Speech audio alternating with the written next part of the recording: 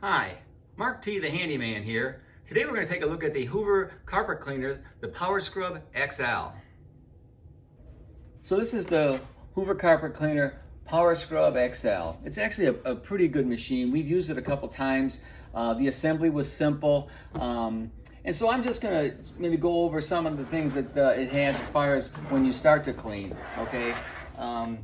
Obviously, if you're going to clean, you're going to have to pull the handle down. That's how you get that down. This is the power switch right here. That's how you turn it on or off. Very convenient. It has a deep clean and a quick clean, okay? I have a dog and a cat and kids, well, grandkids, that I need to deep clean when we clean it. So in the front here, it has where you add the water, okay? I usually add warm water to this, and it has a little cap on there. Close that back off. In the back here, they have where we keep the chemical or the cleaner, okay? This has a little screw on there that comes off easily. Everything on this machine is fairly easy to put on and off.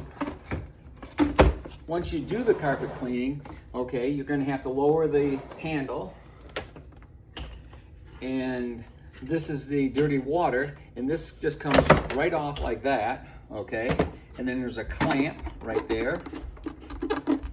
And let's see, gets that off. It has a float. If the dirty water gets too high, it'll shut the machine off so it won't overflow.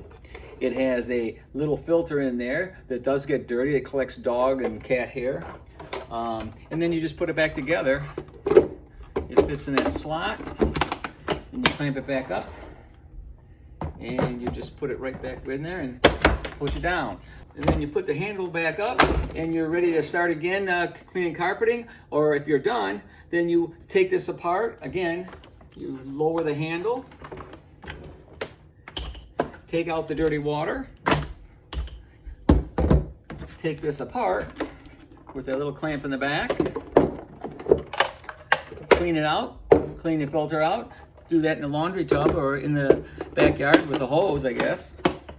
Put it all back together.